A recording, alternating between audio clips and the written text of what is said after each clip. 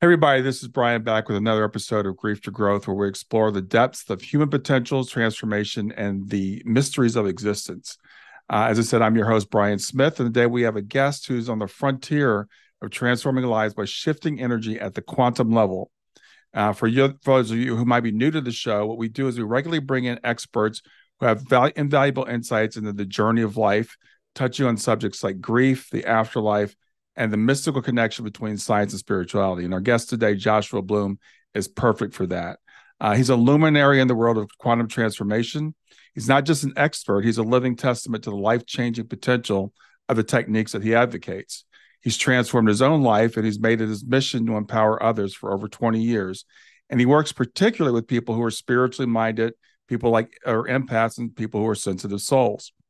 He's a mastermind behind quantum energy transformation, which is a groundbreaking approach that stems from his personal journey from breakdown to breakthrough.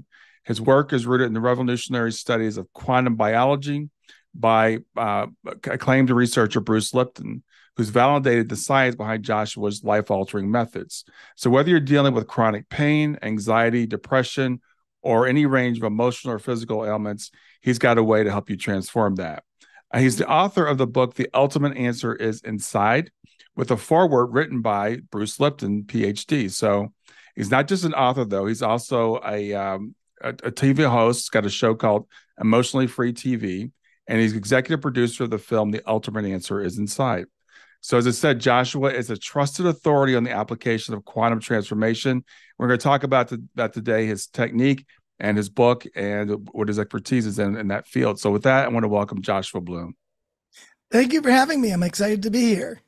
Yeah, I'm really excited to have you here. As I said, what you do fits right in with what we try to do here at Grief to Growth to help people to make transformations. And your book, I have to say, was very unique from other things that I've read. And you start off and you talk about this idea of Newtonian physics versus quantum physics. So if you could explain to people what that means from not only a physics perspective, but how it relates to us as human beings. Well, the Newtonian worldview is what we see when we think about the medical model or the scholastic model or the religious model. All of the models that we have out there today are all in what you might call the therapy model or the parenting model. They're all the same model. Mm-hmm. They're all the same model. So what's different about a quantum worldview is that from a quantum perspective, it's more open. We've taken out the rules. We look at things from a more open space where we can see things not as far as protocols and steps and strategies, but instead we look at things as possibilities because, quantum is the study of possibility. Mm-hmm. So what I do, interesting that you said earlier, techniques. We don't do that. Right. Techniques are in the therapy model, while processes, playing, experiencing, all has to do with the quantum model. So it's very different. The biggest issue I think about the two different models is it's hard to recognize that you're even in a model. Mm-hmm. It's sort of like a fish in water. The fish doesn't know it's in water. The fish is just doing what fish do. It doesn't say, hey, I'm in water, I'm splashing. It just knows that it is a fish, or maybe not even that. But it doesn't know that the model, the body of water it's in is water. Just like we don't know that the body of systems that we're in is that Newtonian model or that therapy kind of model. So even our legal is all in the same model too. It's very interesting how everything falls into this model that's very restricted, has lots of rules. And the problem with that when it comes to healing, transformation, and allowing possibilities to happen is that it can't happen with all those restrictions. It requires the space. It requires the openness. It requires a different experience. So I look at the models very interestingly because when you look at, for example, the idea of someone having a problem, an illness, a anxiety like I had, when people have an issue, we typically look at that issue and tell people, hey, we're going to follow this protocol or this step-by-step way of doing this. And the problem is, by following a strategy, it only works for a percentage of people. It doesn't work for everyone. Mm-hmm. And a lot of times there's a bigger issue called growth versus protection.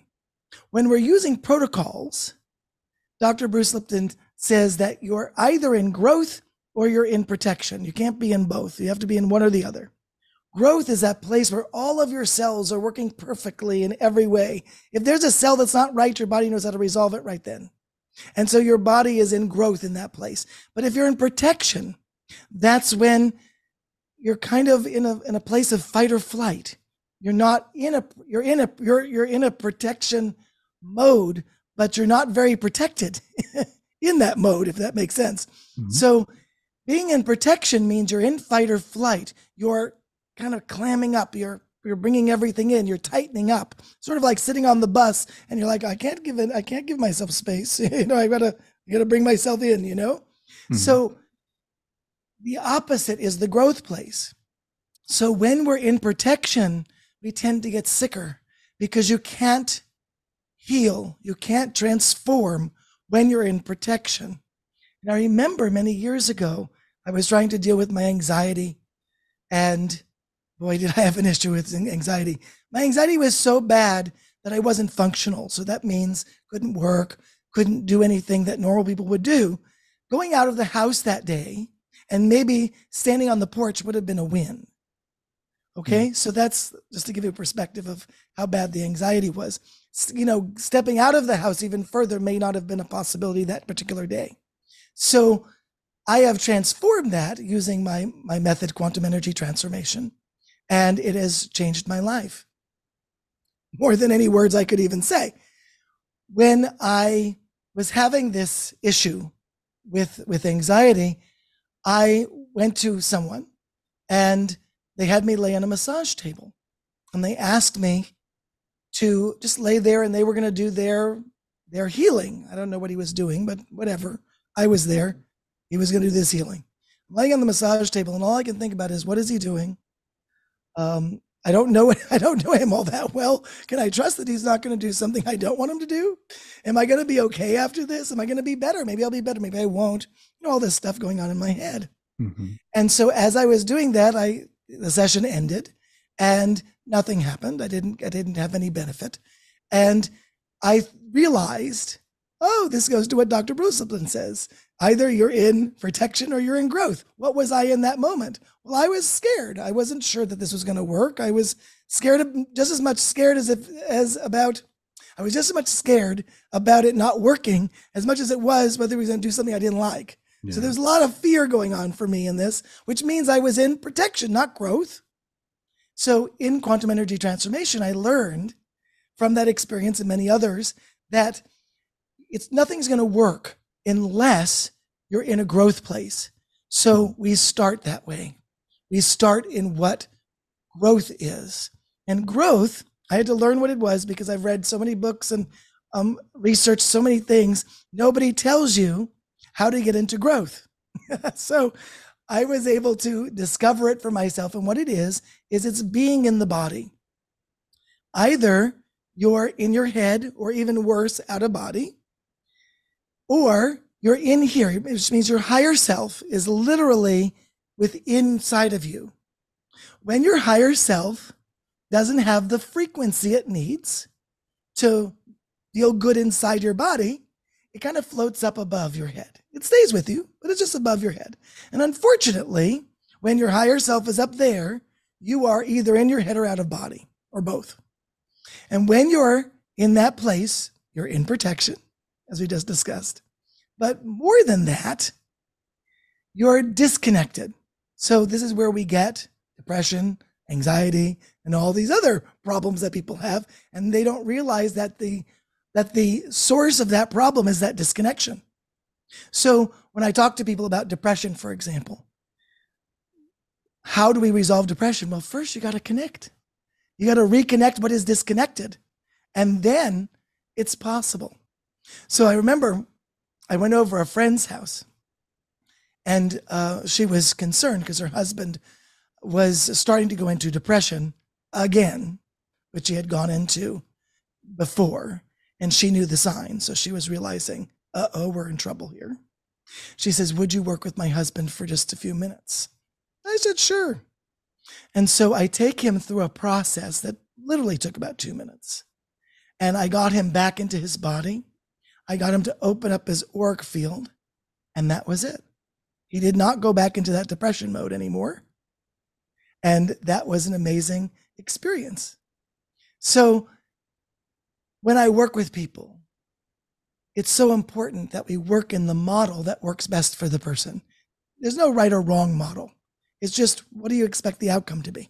If you want an outcome to be something like I just discussed, where someone who is going into depression and then doesn't, that's not going to happen in a therapy model. Because first of all, I got to stop everything, go through the protocol and go through the strategies, make sure I've set it up properly, make sure I do it right. I can't do it wrong or I'm wrong, right? So that's how the protocols work. So the power of understanding how things work when it comes to the models that we're using. And we're using a quantum model, that more open model that allows for the possibilities. In other words, when you are in a strategy, there are no possibilities. You've collapsed the possibilities into whatever is happening in the moment. So you only have what you have. You can't have more. You can only have what you have. But when you work in a quantum model, we don't work with strategies. We work with possibility. What's the possibility that this person who has depression doesn't have that? Or this person who might be feeling grief could change that? I remember I worked with 2 women, kind of unexpectedly. I was in front of an audience. And now, mind you, if you're in front of an audience, people are patient only so much. Okay, right? So I knew that within 7 minutes, whatever I was going to work with, or whoever I was going to work with, that they would have to resolve whatever I'm working with them on in 7 minutes, or they'd walk out the room. So in front of, hundreds or so people, and I'm in the front on the stage, giving an experience, a transformation talk. And I was ready to take guests. And I thought that I was pretty smart, because I knew that if I could work with somebody in the area of an event clearing is very fast. I can do that many times in less than 7 minutes. I can sometimes do that in 2 minutes. Sounds like I named that tune, right? But anyway, I was excited because I thought that I had this all planned out. I knew I'm going to have people do this in a specific way. They're going to have an event. So this one lady raised her hand when I asked for volunteers, and she raised her hand. She says, I would really like you to help me. And I said, okay, great. What's the event? It needs a time and a place. That's what an event is. And she's like, yes, I know. She said, within a week's time, my mom and dad passed.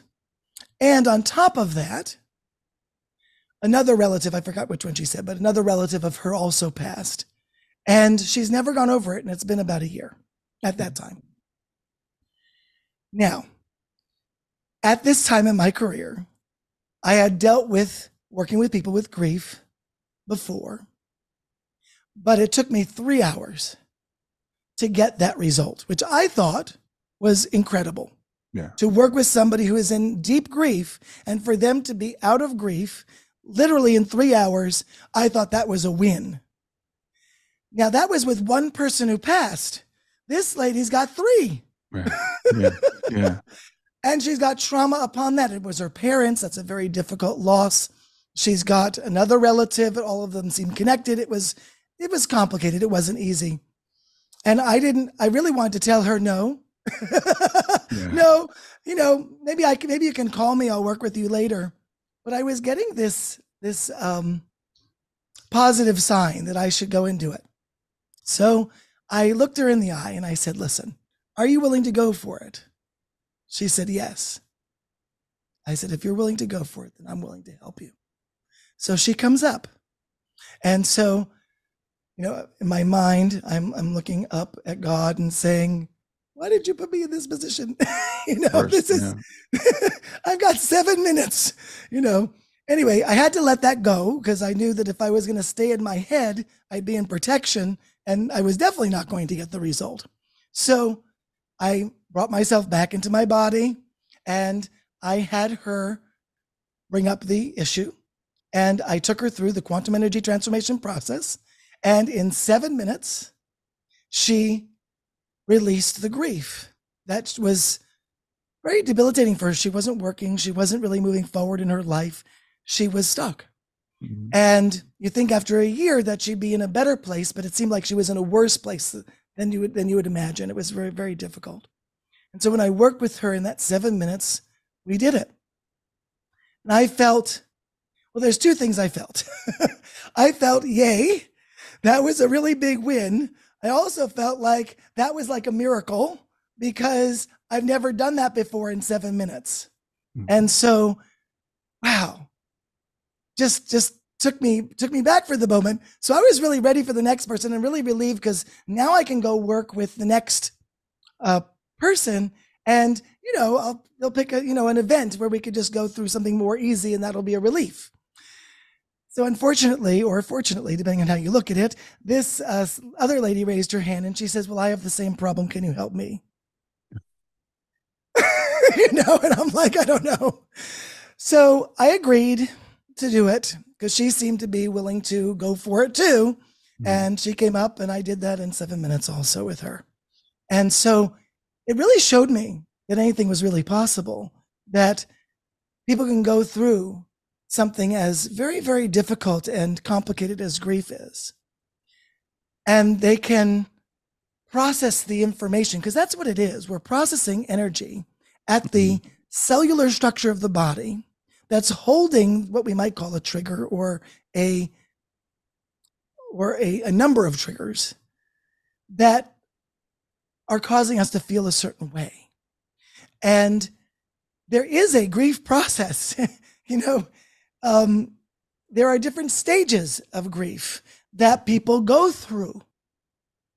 And that's important to recognize. It's not like, hey, let's, wham, bam, let's get this done. There really is a process that people have to go through. The power of going through that with these two women was that it proved to me and showed me that more was possible than I even thought. And that we could go through grief and go through all the stages in an extremely short period of time. So I always knew that time was irrelevant in a quantum field. So when you're in the quantum experience, in that quantum model, things happen very, very quickly. You don't need all the time that we might need in the other model, where you're going to be doing something for 31 days or longer. Mm-hmm. And that's, how that works. You're working in the quantum model, you're working in a quantum way where energy is moving at the cellular level of the body to create that change. Your body's intelligent. It knows what to do. It knows what energies it needs to move first, second, third, fourth, fifth, until it's done. I don't worry about that part. The part that I work with is the person, the whole person. That person that I'm working with isn't a problem. They're holding information that just needs processing. And we're so good at suppressing that. We have become experts at suppressing it. So when people have grief, for example, they have been suppressing that for so long. And when it comes up at all for a moment, they suppress it even more. And that's an intelligent thing to do. Because when something feels bad, it's good to say, wait a second, that's too big for me to deal with right now. And that makes sense. We push it down. It's intelligent. It makes sense. What's great with quantum energy transformation, though, is you're not reliving it. You're not going through all the grief. You're not feeling every little bit of grief that's happening just to release it, because we're releasing it as energy versus releasing it as emotion. So there's a difference between how you release with energy, which is neutral, versus emotion has a charge, is a very big charge. And still, when you release it with energy, the charge is released. Yeah, that's awesome. So, because as I was reading your book and as I think about this, the different perspectives, Newtonian versus quantum, and both are true on different levels. Newtonian physics is what we had for a very long time, but then with quantum physics, we found that things that are impossible from a Newtonian point of view, like entanglement, for example, something happening here and affecting something, a million miles away, the exact same instant is not possible with Newtonian physics, but it's possible with the quantum physics. So what I'm understanding from your technique is or not technique, but from this perspective, and now those words, it's hard to get away from. It's hard to get away from that model, right? It's a technique. It's something's broken, we need to fix it. But this is more of a different way of looking at it, and I hear you say, get out of your mind and get in your body, which for a lot of us is very difficult because that's all we do. And I suffered with anxiety and depression for a very long time, so I can relate to what you're saying. And the thing about anxiety is it's the thoughts that make it ramp up, right? You feel the anxiety and then you start thinking the thoughts, and then it gets worse, and then it gets worse, and then it gets worse. Right. Thoughts create intensity. That's really big. So when you have the thoughts, there's a couple of processes going on with that, by the way. First of all, your body is intelligent and it knows that you need to deal with something. So it keeps repeating it over and over again in a loop, giving you the opportunity, although it doesn't feel like an opportunity at the moment. Right. It feels really triggery and awful, right? So, but when it's repeating it over and over again, it then builds a momentum of itself. So the momentum is building. So you have that thought, and then you feel badly, and then you feel badly that you had the thought, and then you're thinking, I shouldn't have that thought. And then you're thinking, well, I need to stop that thought. And then now you're having, judgment about the thoughts and the feeling at the same time. And that is spinning around, going over and over and over again. So now you're really, if you haven't already made it bad, you've made it really, really worse. Exactly. Because of not intentionally, but just sort of naturally, because it's like, how do I stop it? Then we're judging ourselves on that as well. So now we're judging ourselves, and we have the anxiety, and we have multiple judgings and multiple things that we say. It's not just one thing that you say. There are many things that you say that are going on in your mind. Mm-hmm. This is why in quantum energy transformation, it's good to be out of your mind in this case and get back into the body. But as you said, it can be very difficult. This is why we use the tailbone, which is the base of the spine, to bring our attention. And when you bring your attention down to the tailbone, you're really away from your head. You're bringing it down so that it's far away. By doing that, you can get out of that pattern that's happening. And even though that's really, really good, because I've been doing that for 20 some odd years and it works like a charm, it does eventually get you back into the body. We have other things, like there's a practice we call, actually it's not a practice, it's a process that we call being quantum. See, it's even hard for me to get out of those words. Mm-hmm. So it's called being quantum. And being quantum is a way of going even deeper than that, literally bringing that higher self into the body so that you're fully present, fully in your body. And then we also have the pendants. I'm wearing quite a few of them today. Mm-hmm. So we have the pendants because sometimes, or many times, it can be really hard to get in your body. You're working to get into your body, and then what do? You pop out into your head. You have a thought. That's the end of that. And you got to bring it back down, and you have a thought again, and you bring it back down. And it could be a challenge. But the pendants help us stay in our body. If they first get us into the body, help us stay in the body, and we don't need to go through that being quantum process because the pendants are doing that for us. But the pendants also are a releasing agent. Because of how they're created, they're always, if you think about it this way, the pendants are going against your energy where you're wearing them on your heart area. They're vibrating like that the whole time. Now that I'm wearing 5 of them at the moment, they're all vibrating together, kind of all playing a different song, but in the same symphony, right? So they're all working together to balance my energy, which is amazing because I get to feel awesome every day. Yeah. And the power of that is that I don't have to keep trying to get myself back in my body or ground myself, because it's a problem for so many people. Yeah. It does it for you. Now that you're in the growth place automatically, which is a win, I have to tell you, it's a win because you don't have that struggle going back and forth, back and forth, back and forth. You're just now in your body. Now the quantum energy transformation is even much easier. Yeah. Yeah, I noticed as I was reading your book, because I've been practicing meditation for quite a while, and I just took about 8 months ago, took a meditation course with someone teach me, meditation techniques, and I love what you talked about, like going up versus going in. And you were talking about I think a lot of times when they're going into meditation, they see themselves as like, I need to go up, right? I need to go up. So could you talk about that a little bit? Yeah, absolutely. It's really important that we recognize how things work in our energy system. Most of us go up to spirit because, God's spirit is up, and our programming, or you might say our conditioning, is of that. We've been taught that, there it is, that's where you want to be, connected to your source. Right. And so, which is a good thing, you might think. But the way that the chakra system works, we have a chakra system that goes right down the center of our body. And the chakra system is like a two-way highway. It works both ways. But it doesn't give you the same result when you go both ways.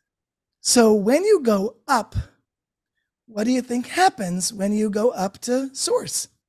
You leave your body. Right. And so unintentionally, but we do. We leave our body. So now you don't have a ground. Here's what's important to know. When you plug your blender in to the wall, it has 3 prongs. 2 of them to make the electricity work. 1 of them to ground the electricity so you don't get shocked. Okay. If they didn't have that 3rd prong, then there's a really good potential, not every time, but a good potential that you could get shocked when you pull out the plug. The same thing happens when you go straight up to spirituality. Spirituality is a very, very beautiful energy. It's also very intense, and it, like the sun is beautiful, but it's also intense, right? Same kind of thing. It's a very intense energy, and it could shock you if you don't have a ground. So think about leaving your body, not having a ground, and it can shock you. That's not great. But most people are going up. I remember I was in a class, a lady accidentally did this in my class. She was making a commitment to herself, and she went to a very spiritual place to make that commitment, which was not the exercise. Okay, but it was what it was. And she stated this commitment, but she went so high up she fainted, literally fainted. And so in the class, I had to, make sure everybody was away from her, give her some space, and then guide her through a quantum energy transformation process to get her back into her body because she was so out, and have her recover from that experience. And then eventually had an opportunity to talk to her about it and let her know that if we're going to do that kind of if you're going to go up, we're not going to go up. We're going to go down to make the commitment. So we think about that 2-lane highway of the chakra system. Instead of going up, it works the same way. If you go down, you get the same experience. When you go down the body, down to the root chakra, and you connect with the root chakra versus, you might say, the 3rd eye or the crown chakra. When you go to the root chakra, think about the chakra system being a circle or a globe or round. We tend to look at it of what we see on our computer screens when we type in chakra, right? We look at the chakras. What do we see? It looks like, almost like a piece of paper with a person, and then we have the chakras going up and down. That's what we normally see. But if you see them as a circle, the top and the bottom are connected. So when you go down, you can get to the top, and it's very quick because when you go down, you go right to the top. What's there, right? So by going down to go up, and it's so powerful. When you go down to go up, it literally grounds you and brings you to spirituality in a way that allows you to feel powerful, because when you're grounded, you feel powerful. When you go up, a lot of people in meditation, unfortunately, don't understand the concept. There's a difference between being in your body and trance. Trance is a meditation experience. It happens in hypnosis. It happens in meditation. You go into a light or deep state of trance. Mm-hmm. Being in your body, trance is not required. It's literally your higher self being in your body and your attention low in your body. That's what creates being in your body. They're two separate things. Mm-hmm. So when you're laying back in a chair and you're going into a nice meditation, we tend to be thinking about things. And then of course, we have that problem.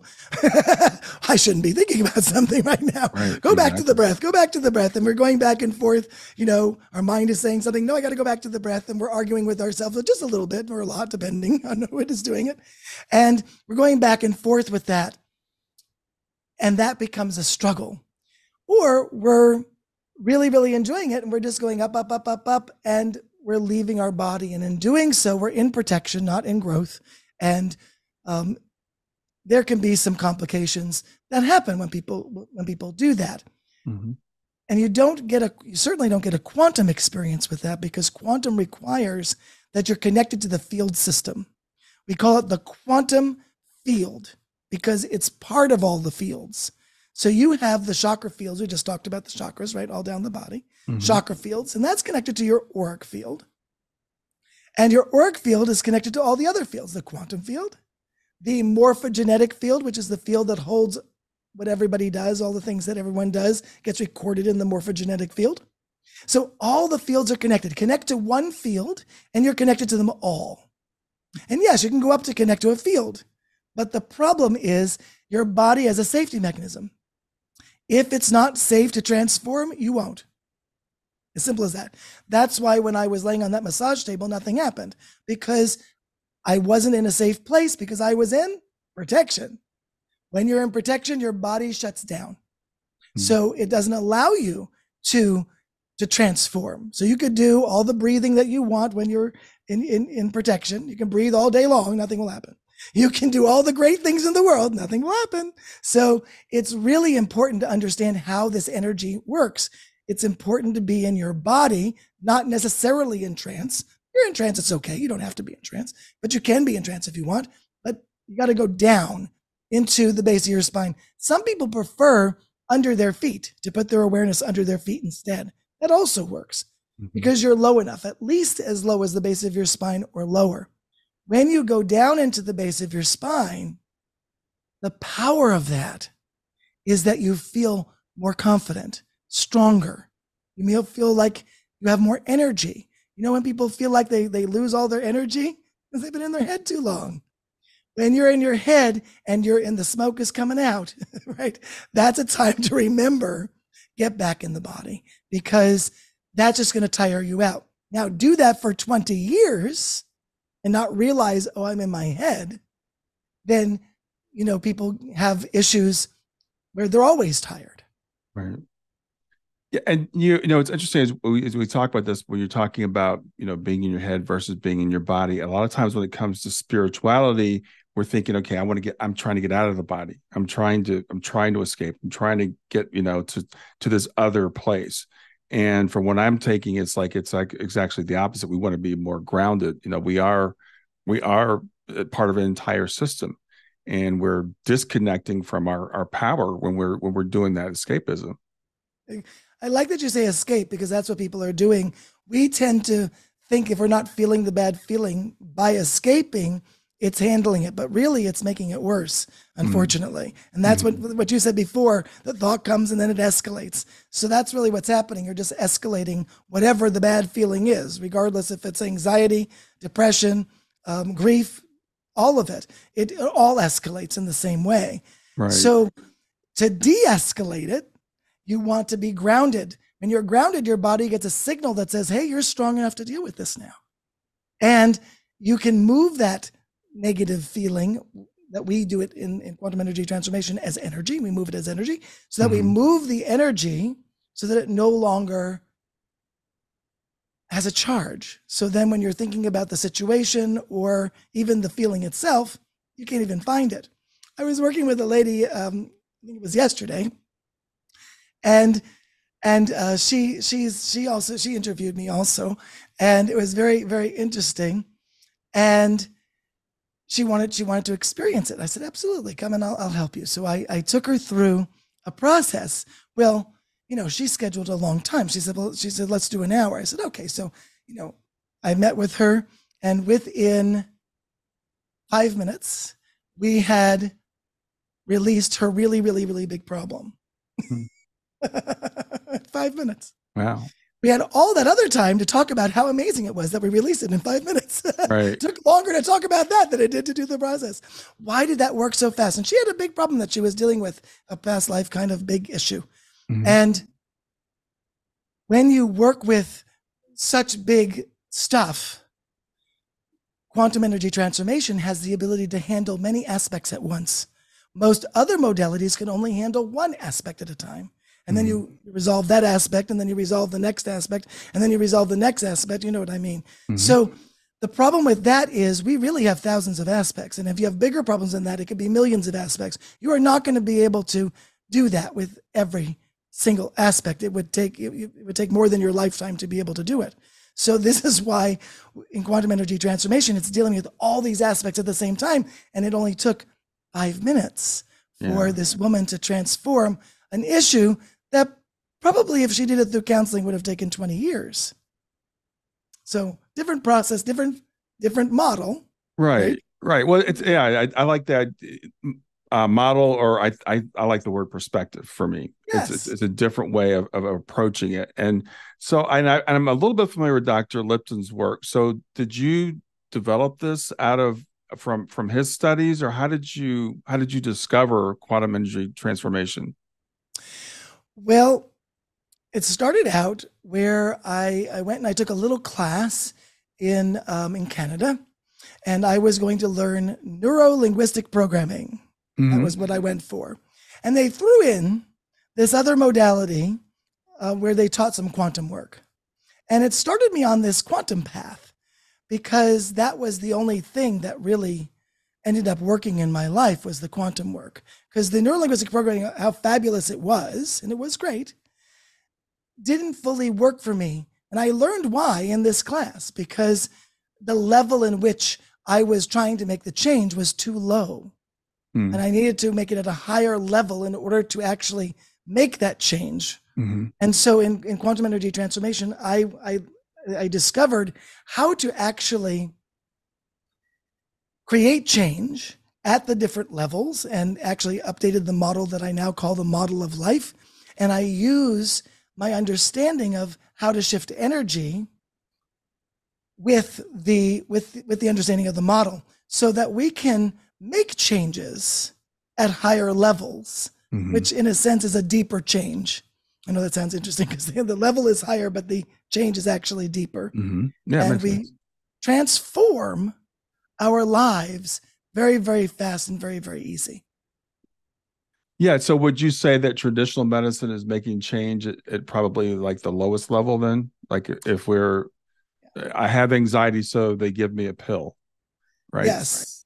That's the environmental level. I'm going to put something in my environment, basically in your mouth, the environment of the body. And of course, it only works while you're on the medication, right? It doesn't work if you stop taking the medication. So it's not really resolving the big issue. Mm-hmm. It's a Band-Aid. It's giving you it's making your body work the way that you want it to, given the parameters that it can do it in. The problem with a medication, though, is that there are lots of side effects.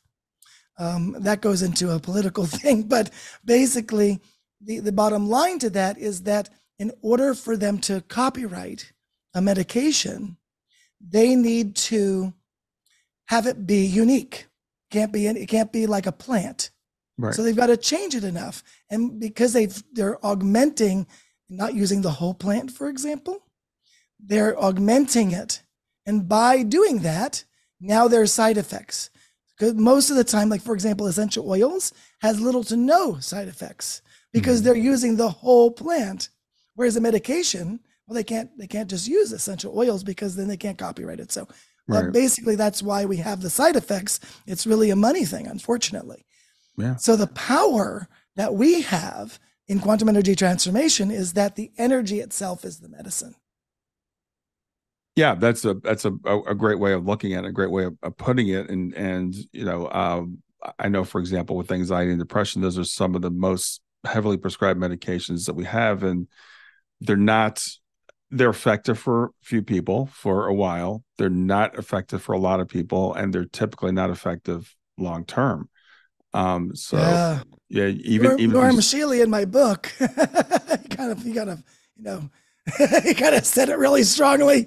He's like, they're the worst medications on the market. I mean, there's so many medications, but if there was a worse one, it would be the ones for mood that are the worst. Right, because they're not addressing the root of the problem, which we're going to, the brain's having these issues, but where are the issues coming from? And I think that's what, Dr. Lipton's work and your work talks about, is what's as you said, addressing it from a higher level, but it's really addressing it at the root. It's like, what's actually causing this? And so it's a broader, perspective. And as you said, also with little to no side effects, right? It's just the way our bodies are designed to work. There's no side effects with the work that I do. Right. There are some energy works that people do where people get what's called a healing crisis. I'm not into that. So I have found ways to do the same work without requiring a healing crisis. A healing crisis happens when, and a healing crisis can be many things, by the way. It could be like flu type symptoms. It could be pain. It could be anxiety. It could be depression. It could be your problem getting worse, whatever that problem is. All of that is like a healing crisis. And usually it's like over the top of whatever the problem is. And so what happens is you move the energy only a little bit. Not enough of the energy movement happens. And so the body has to readjust and not only move it the rest of the way, but it also has to readjust while it's doing it. And the body finds a way to do it. Now it finds it either through giving you a cold or having, nasal drip or whatever it needs to do in order to provide the resolution, because it knows something changed, but it didn't change enough. In quantum energy transformation, since we're moving it at the energetic level and we're doing it in the quantum level too, in the quantum experience, we're moving it very fast and we're doing that movement fully. Now, it doesn't have to move all the way, but it moves most of the way. And once it moves most of the way, there's no healing crises. So when people work with you, is it a matter of, like, I read your book or I take a course, or is there something that you're doing energetically? And I know you mentioned in your book Reiki. We're all familiar with Reiki, that someone, runs their hands over you or, does something like that. So is it like that, or is it something that I'm doing, or is it a combination of the two? So I'm really a facilitator. So I take people through processes that help people transform whatever it is that they're looking to change. So the experience of working with me, whether it's in a class or whether it's one-on-one, or people reading the book, even in the book, I give you processes to do in the book. The idea of what we're doing is maybe opposite, and I call that a quantum opposite of what most people do. So for example, instead of going up, we're going down. That would be an opposite, right? Right. So we're going down, we're getting grounded, we're moving the energy at the cellular level of the body. And I do that by teaching you how to do it. Are there things that I can do that help that? Yes, there are things that I can do. I use the pendants. I have my spirit guides, of course, and they help me. I call them the travelers because it's funny. They like the name, so that's why I call them the travelers, because they travel along with me. But the point of it is yes, I have energy experiences, energy helpers, whether it's the pendants or my spirit guides. I mean, all the time, my spirit guides are saying, go this way, do this. They give me the direction of what that person needs. So instead of a protocol, I know exactly what to do to help that person because I'm getting guided on exactly what that person needs. So that's kind of cool. Yeah. But at the same time, there are some in quantum energy transformation, people might take a class where I'm taking a group through the experience, or people that take my certification program where there are many different experiences where they're taking the experiences to see what happens to them so that they can therefore be a practitioner and do it with other people, right? Because then now they have to know what it feels like. They got to know what happens when I breathe this way versus that way. What happens when I move the energy in this way versus a different way, and what happens when I let go of the protocol thing, because that's a big thing everybody has to let go of. What do you mean, Joshua? There is no technique. Yeah, there's no technique. Yeah. There is no step-by-step process. But I teach my clients to do the same thing I can do. And my clients can learn it. They learn to be guided to know exactly what needs to change. And at the same time, you don't even need to do anything. If you just give the body to the opportunity to transform, it will. Okay. So we don't have to go through, it doesn't have to be this magic bullet that I've got from my guides that tell me exactly what it is. That does work because they tell me. And at the same time, you can just get into your body, move the energy, and have amazing transformation. So when people work with me, it'll either happen in one of those two ways. Yeah, that sounds great. And it's said, from reading the book and understanding from talking to you, it's a way of looking at things that, as you said, kind of opposite of the way we've been taught a lot of times. It's like, yes, getting out of our body and getting up to that, the quote higher level. And as I've gone through my own, like I said, meditation practice and stuff, I've realized a lot of it, it's not that. It's not trying to get away. It's more about being in the body and experiencing what's going on. And I know from reading the book, it really helped me to kind of solidify that perspective. Another thing you talked about in the book, which wasn't really the direct purpose of the book, but you talked about forgiveness. And I thought you had a really interesting take on forgiveness and what it is, because people get all hung up on forgiveness. Do I have to forgive people? What does it mean? Why do I have to forgive people? So yeah, talk about that for a little while. It's funny because you're mentioning some of these things that you're mentioning are points that I make that are very strong and interesting. Like you talked about Reiki, because I went into the Reiki community and said, wait a second, Reiki needs to be evolved. And of course, got myself in trouble there, but that's okay. Yeah. We need to evolve things and make things better and not be stuck with sticking with the rules. Sometimes it's okay to break the rules to open up to a new possibility. So when it comes to forgiveness, I really studied forgiveness and got an understanding of it. And when you think about the word forgiveness, I don't know about you, but when I feel it in my body, and it doesn't feel so good. It feels negative, really. And so people are working on forgiving people, and they're getting stuck into that feeling, that negative feeling that they're feeling it too. And they're feeling this negative feeling called forgiveness. And the problem with that is if you're sitting in the negative feeling, you're not changing it. You're just sitting in it. That's not good. Right. So I thought about forgiveness, and I realized that forgiveness was a judgment. And that in order to forgive someone, you have to first decide that they did something wrong. And then you have to judge the wrong that they did. And now that you're there, think about that. Now you're really into the feeling. Do you know what I mean? Now you're really in a bad feeling about what they've done that you are trying to forgive them on. And remember we talked about it escalating? Yeah, that's exactly what it does. Right. So the feeling escalates more and more and more and more. And now it's not really about forgiveness anymore. You've passed that point. You're like, can we get this energy to go away? Because it's now really plaguing me with that bad feeling. And so it's kind of funny, right? Not funny and not funny because it's a serious issue. Right. So I look at forgiveness in a different way. I like to look at release. And when you hear the word release, notice the difference in the energy of it. Release and forgiveness have two different energies when you think about them. If we just release it, you don't have to forgive.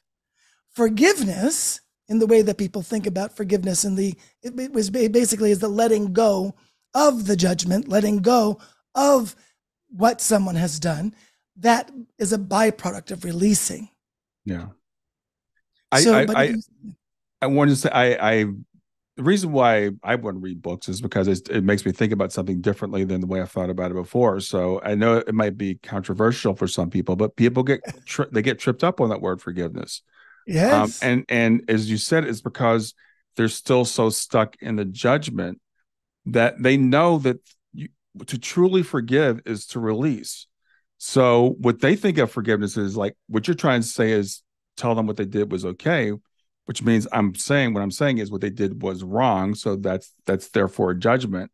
And I interviewed a guy he was all about forgiveness and he studied forgiveness. And he's like, perfect forgiveness is when you can pre-forgive somebody, like before they even commit the wrong, or you don't even judge them at all.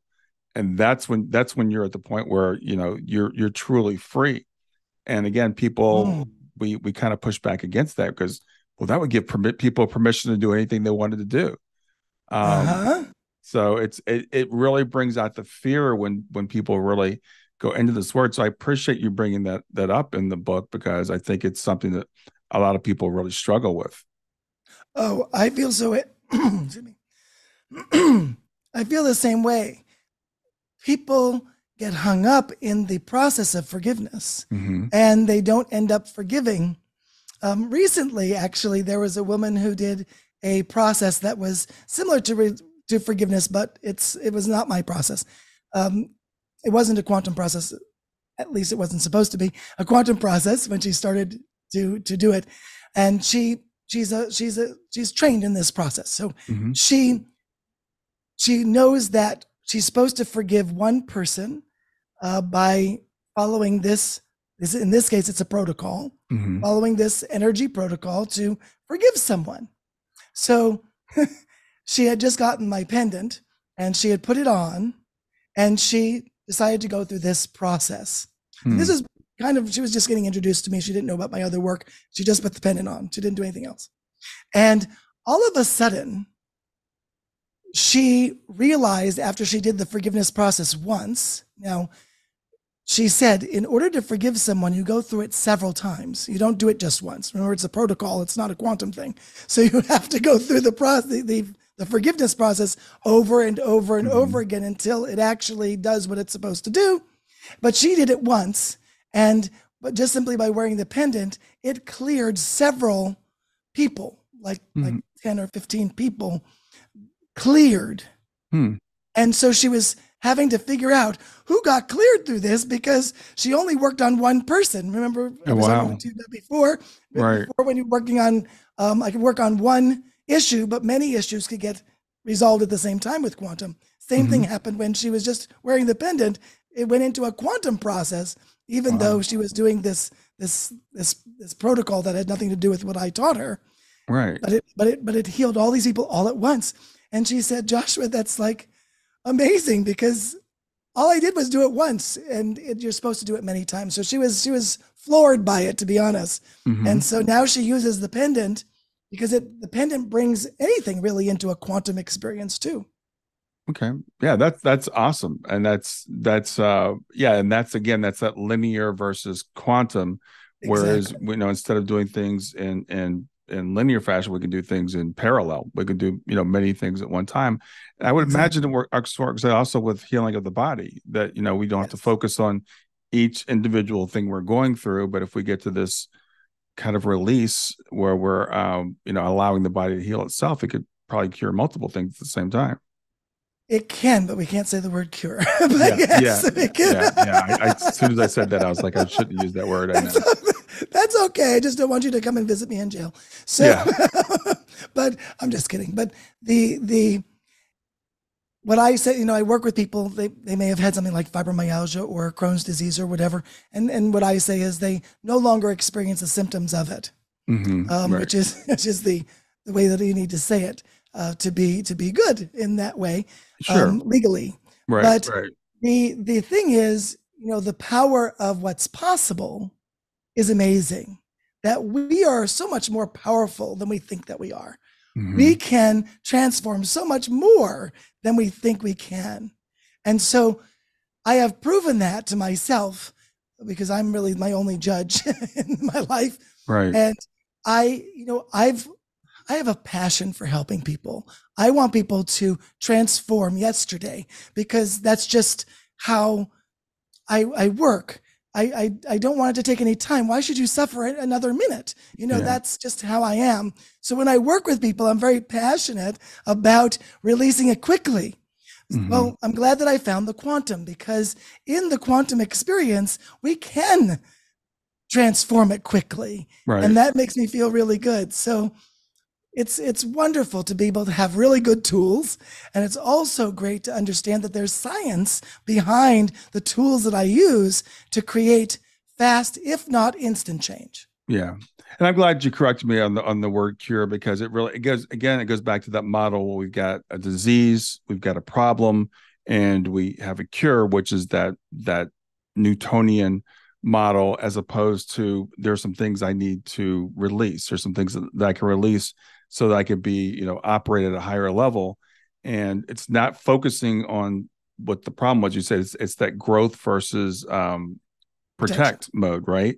So when we're in like, oh, I've got this problem I have to fix, and you're drilling down, you're focusing on the problem, as opposed to, I want to release my potential. I want to operate at a higher level and let the problem dissolve. I like the way you say it. I no longer have that problem. It's no longer manifesting. Not that I've cured it or I've fixed it. Become a person who no longer requires the problem. Yeah, that was language I saw you use a lot of times too. The person that no longer requires the problem. I thought that was interesting. That's an identity shift. So I work with people at the identity level and higher. And those are the levels I was alluding to earlier. So when we're working at those higher levels, we can change things at the identity level and even higher than that. What that means is, when you shift at the identity level, you become a person that's different than you were before. In my book, I talk about people who have this experience of having multiple identities, and they consider that to be a psychiatric issue. Who people who have multiple identities. But I find it interesting, and I also find that very powerful to recognize somebody was in such need of help that they brought along other people within themselves to help them cope with it. Yeah. And I think that's really powerful.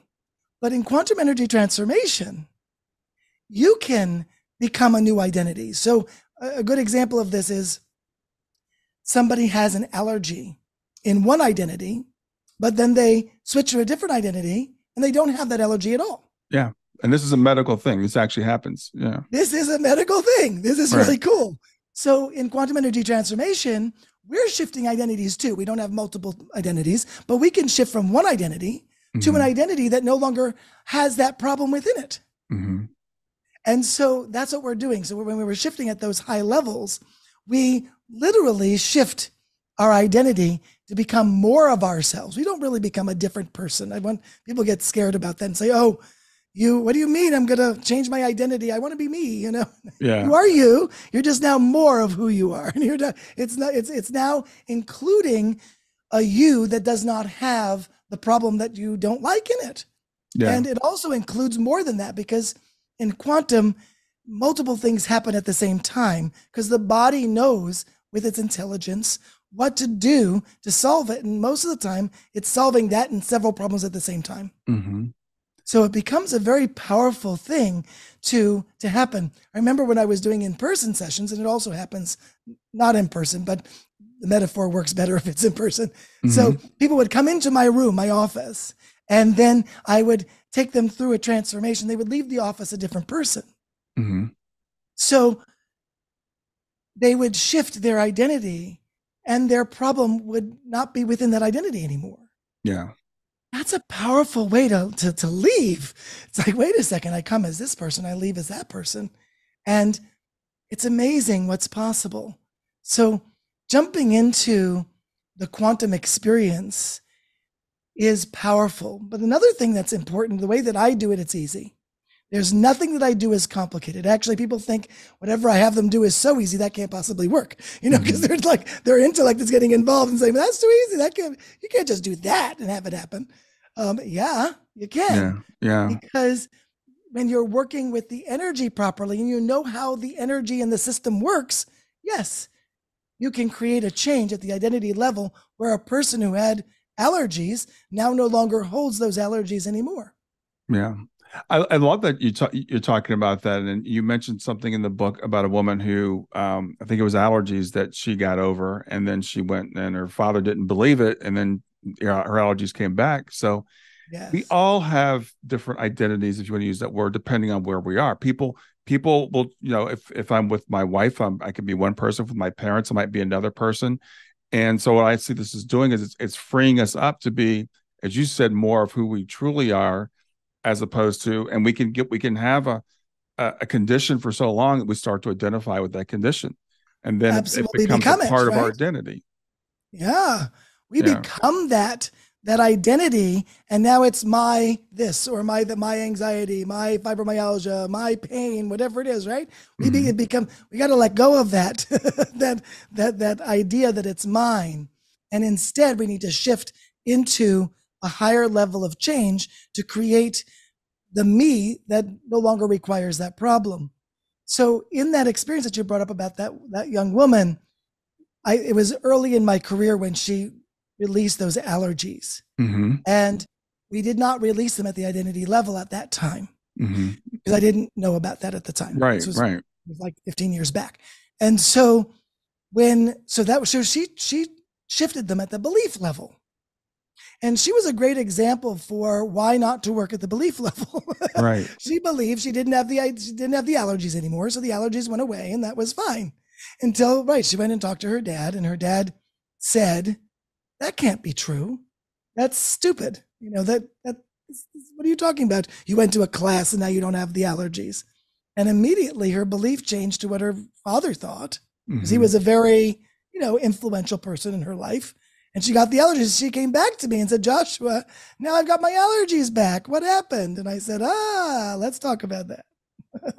Yeah. Yeah. I think, well, again, this is, and like I said, I'm somewhat familiar with the word Dr. Lipton, and, it's starting, Western medicine is starting to embrace some of these things because we've gotten so caught up in this Newtonian model. This is the way genes express. This is the reason why you have cancer. This is the reason why you have this. It's all mechanical.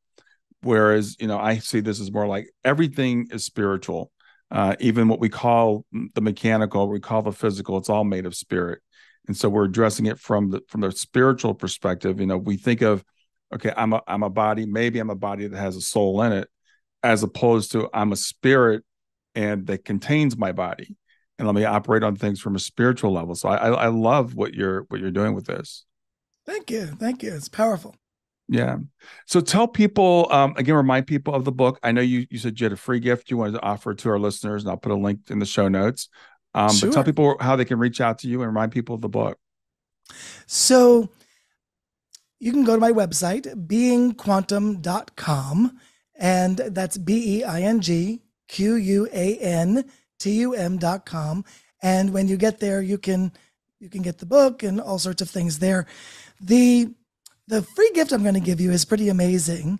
It also has Dr. Bruce Lipton in it, by the way. It's called Discovering the Science of Quantum Manifestation. And this is about healing manifestation, because we tend to talk about money manifestation way too much. So I really wanted to make something that would give us an understanding. How do we manifest our health better? How do we manifest out of having this problem that we have? How do we change that? So Dr. Bruce Lipton, Bernie Siegel, Donna Eden, and many others are sharing their viewpoint. We're all saying the same thing, just in our own way, to help you understand manifestation at a whole new level. Awesome. Well, again, thanks so much for being here. Thanks for sharing what you've learned with my audience. And I know some people reach out to you for this. Great. Thank you for having me. It was a blast, and I loved your questions. You took me to places that really gave me an opportunity to express the power of what's possible. Awesome. Have a great rest of your day. Thank you, you too.